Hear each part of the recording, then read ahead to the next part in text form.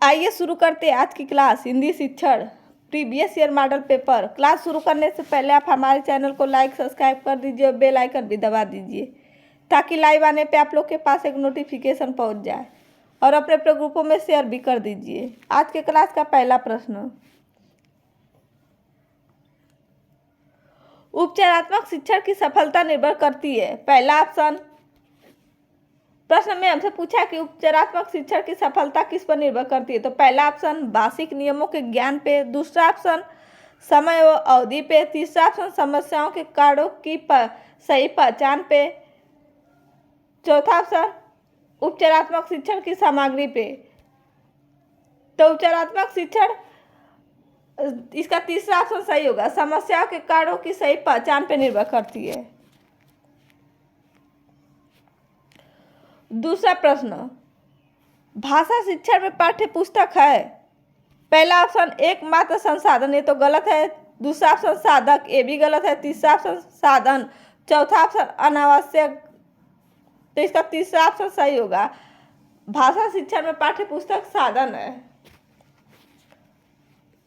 तीसरा ऑप्शन, हिंदी की कक्षा में प्रायः हिंदीतर भाषी बच्चे हिंदी सीखने में अनेक कठिनाइयों का सामना करते हैं क्योंकि, प्रश्न में हमसे पूछा कि हिंदी कक्षा में प्रायः हिंदीतर भाषी बच्चे हिंदी सीखने में अनेक कठिनाइयों का सामना करते हैं क्योंकि पहला ऑप्शन, वे मन लगाकर हिंदी नहीं सीखते, ये तो गलत है। दूसरा ऑप्शन, हिंदी सीखने के प्रति उनमें अरुचि होती है, गलत है। तीसरा ऑप्शन दिया हिंदी बहुत कठिन भाषा, ये भी गलत है।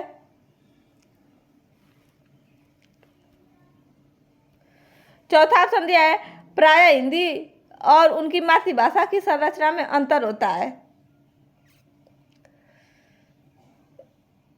तो इसका चौथा ऑप्शन सही होगा, प्रायः हिंदी और उसकी मातृभाषा की संरचना में अंतर होता है। चौथा प्रश्न, कहानी सिखाने से, पहला ऑप्शन बच्चे प्रसन्न होते हैं, ये तो गलत है। दूसरा ऑप्शन, बच्चे कक्षा में एकाग्रचित्त होकर शांत बैठते हैं, ये भी गलत है। दूसरा ऑप्शन, बच्चे अनुशासित रहते हैं, ये भी गलत है। चौथा ऑप्शन दिया है बच्चों की कल्पना शक्ति व चिंतन शक्ति का विकास होता है, इसलिए इसका चौथा ऑप्शन सही होगा, बच्चों की कल्पना शक्ति व चिंतन शक्ति का विकास होता है। कहानी सुनाने से बच्चों में की कल्पना शक्ति और चिंतन शक्ति का विकास होता है। पांचवा प्रश्न, बच्चों के लेखन कौशल का मूल्यांकन करने के लिए कौन सी विधि बेहतर हो सकती है। पहला ऑप्शन, अपने अनुभव को लिखना। दूसरा ऑप्शन श्रुतलेख। तीसरा ऑप्शन पाठ आधारित प्रश्नों के उत्तर लिखना। चौथा ऑप्शन सुंदर लेख का अभ्यास। प्रश्न में हमसे पूछा है कि बच्चों के लेखन कौशल का मूल्यांकन करने के लिए कौन सी विधि सबसे बेहतर हो सकती है। तो इसका पहला ऑप्शन सही होगा, अपने अनुभवों को लिखना। छठवां प्रश्न, बोलना कौशल में महत्वपूर्ण है। पहला ऑप्शन संदर्भ एवं स्थिति के अनुसार अपनी बात कह सकना। दूसरा ऑप्शन स्पष्ट एवं शुद्ध उच्चारण। तीसरा ऑप्शन अलंकारिक भाषा का प्रयोग। चौथा ऑप्शन मधुर वाणी। तो इसका पहला ऑप्शन सही होगा,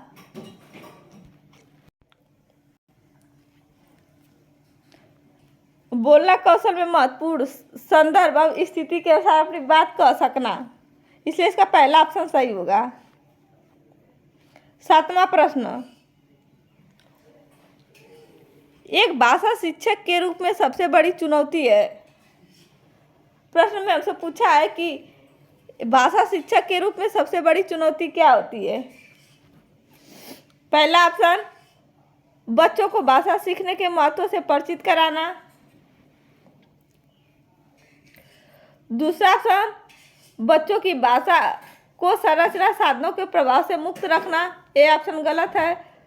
तीसरा ऑप्शन दिया है भाषा संसाधनों का अभाव, ये भी ऑप्शन गलत है, इसलिए इसका चौथा ऑप्शन सही है, बहुभाषी कक्षा के शिक्षण के लिए उचित रणनीतियाँ तय करना।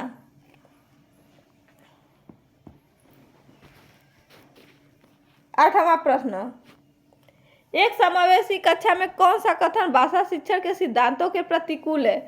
प्रश्न में हमसे पूछ रहा है कि एक समावेशी कक्षा में कौन सा कथन भाषा शिक्षण के सिद्धांतों के प्रतिकूल है? पहला ऑप्शन, बच्चे परिवेश से प्राप्त भाषा को ग्रहण करते हुए भाषा प्रयोग में नियम बना सकते हैं। दूसरा ऑप्शन, भाषा परिवेश में रहकर अर्जित की जाती है। तीसरा ऑप्शन, प्रिंट समृद्ध माहौल भाषा सीखने में सहायक होता है। चौथा ऑप्शन, व्याकरण के नियम सिखाने के लिए बच्चों का भाषा विकास शीघ्रता से हो सकता है। तो पहला ऑप्शन दिया है, बच्चे परिवेश से प्राप्त भाषा को ग्रहण करते हुए भाषा प्रयोग में नियम बना सकते हैं। ये ऑप्शन सही है। हमसे प्रतिकूल पूछा है इसलिए निगेटिव पूछा है। और दूसरा ऑप्शन दिया है, भाषा परिवेश में रहकर अर्जित किया जाता है। ये भी सही है। तीसरा ऑप्शन दिया, प्रिंट समृद्ध माहौल भाषा सीखने में सहायक होता है। ये भी सही है। इसलिए इसका चौथा ऑप्शन सही होगा। व्याकरण के नियम सिखाने से बच्चों का भाषा विकास शीघ्रता से होता है। 9वां प्रश्न, एक बहुसांस्कृतिक कक्षा में आप एक भाषा शिक्षक के रूप में किस बात को अधिक महत्व देंगे? प्रश्न में आपसे पूछा कि एक बहुसांस्कृतिक कक्षा में आप एक भाषा शिक्षक के रूप में किस बात को सबसे अधिक महत्व देंगे? पहला ऑप्शन, पाठ्य पुस्तक के प्रत्येक पाठ को भली बात समझाना। ये तो ऑप्शन गलत है। दूसरा ऑप्शन दिया है, बच्चों को व्याकरण सिखाना। ये भी गलत है। तीसरा ऑप्शन दिया है, स्वयं शुद्ध भाषा प्रयोग। ये भी गलत है। इसलिए इसका चौथा ऑप्शन सही होगा, बच्चों को भाषा प्रयोग के अधिक से अधिक अवसर प्रदान करना। अगर हम बच्चों को अधिक से अधिक अवसर प्रदान करेंगे तो बच्चा बहुत अच्छी तरह से सीख पाएगा। 10वां प्रश्न, प्राथमिक स्तर पे कौन सा भाषा शिक्षण का उद्देश्य नहीं है? प्रश्न में हमसे पूछा प्राथमिक स्तर मतलब कक्षा 1 से 5 पर कौन सा भाषा शिक्षण का उद्देश्य नहीं है? पहला ऑप्शन, अस्पष्टता एवं आत्मविश्वास के साथ अपनी बात कहना। ये तो ऑप्शन गलत है। दूसरा ऑप्शन दिया, वर्णमाला को क्रम से कंठस्थ करना। तीसरा ऑप्शन दिया है, ध्वनि संकेत चिन्ह का संबंध बनाना। चौथा ऑप्शन दिया, विभिन्न संदर्भों में भाषा का प्रभावी प्रयोग करना। इसलिए इसका दूसरा ऑप्शन सही होगा, वर्णमाला को क्रम से कंठस्थ करना।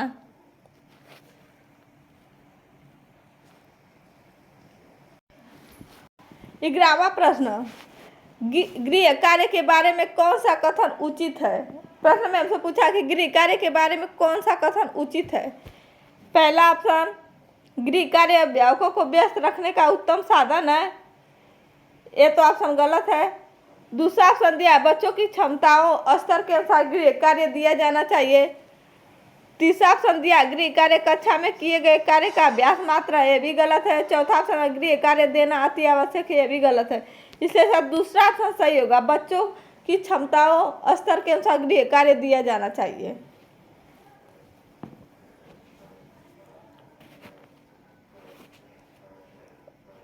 बारहवां प्रश्न, भाषा के अभिव्यक्तात्मक कौशल हैं।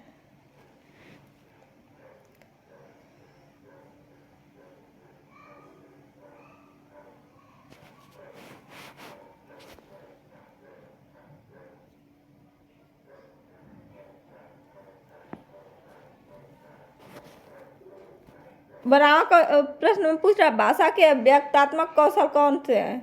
पहला ऑप्शन सुनना बोलना। दूसरा ऑप्शन बोलना लिखना। तीसरा ऑप्शन पढ़ना लिखना। चौथा ऑप्शन सुनना पढ़ना।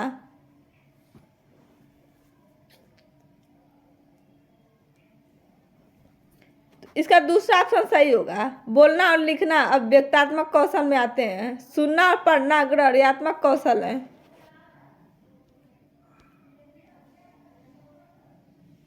13वां प्रश्न, प्राथमिक स्तर पर बच्चों की भाषा शिक्षा के संदर्भ में निम्नलिखित में से कौन सा कथन असत्य है? प्रश्न में पूछा है कि प्राथमिक स्तर पर बच्चों की भाषा शिक्षा के संदर्भ में निम्नलिखित में से कौन सा कथन असत्य है? पहला ऑप्शन, बच्चे समृद्ध भाषा परिवेश में सहज और स्वतः रूप से भाषा में परिमार्जन कर लेंगे।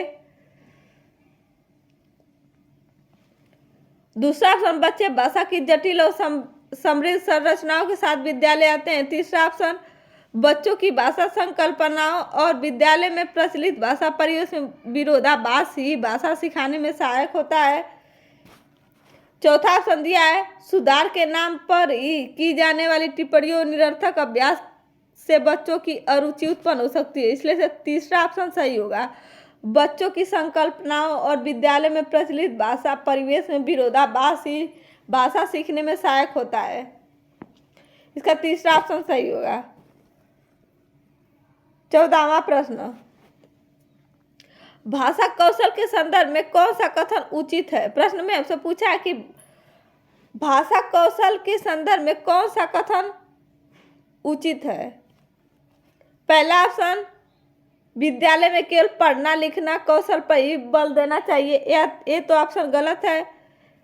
दूसरा ऑप्शन दिया, बच्चे केवल सुनना बोलना पढ़ना लिखना और कौशल क्रम से ही सीखते, ये भी गलत है। तीसरा ऑप्शन दिया है, भाषा के चारों कौशल परस्पर अंतर संबंधित होते हैं। चौथा ऑप्शन दिया है, भाषा कौशलों के विकास में अभ्यास की अपेक्षा भाषिक नियमों का ज्ञान जरूरी है, ये भी ऑप्शन गलत है, इसलिए इसका तीसरा ऑप्शन सही होगा। भाषा के चारों कौशल परस्पर अंतर संबंधित होते हैं। 15वां प्रश्न हमारे क्लास का अंतिम प्रश्न है। पाठ में दिए गए चित्रों का क्या उद्देश्य होता है? प्रश्न में पूछा है कि पाठ में दिए गए चित्रों का क्या उद्देश्य होता है? चित्र तो अभिव्यक्तात्मक कौशल में आते हैं। पहला ऑप्शन, चित्रों से पाठ्य पुस्तक आकर्षक बनती है। दूसरा ऑप्शन, चित्र पाठ की शोभा बढ़ाते हैं। तीसरा ऑप्शन, पाठ्य पुस्तक में चित्र देने का प्रचलन है। चौथा ऑप्शन, चित्र अमूर्त संकल्पनाओं को समझने में सहायता करते हैं। तो पहला ऑप्शन दिया है, चित्रों से पाठ्य पुस्तक की आकर्षक बनती है, भी गलत है। दूसरा ऑप्शन दिया है, चित्र पाठ की शोभा बढ़ाते हैं, भी गलत है। तीसरा ऑप्शन दिया, पाठ्य पुस्तक में चित्र देने का प्रचलन है, ये भी गलत है, इसलिए इसका चौथा ऑप्शन सही होगा। चित्र अमूर्त संकल्पनाओं को समझाने में सहायता करते हैं। तो आज का क्लास कैसा लगा? सभी लोग लाइक सब्सक्राइब कर दीजिए। धन्यवाद।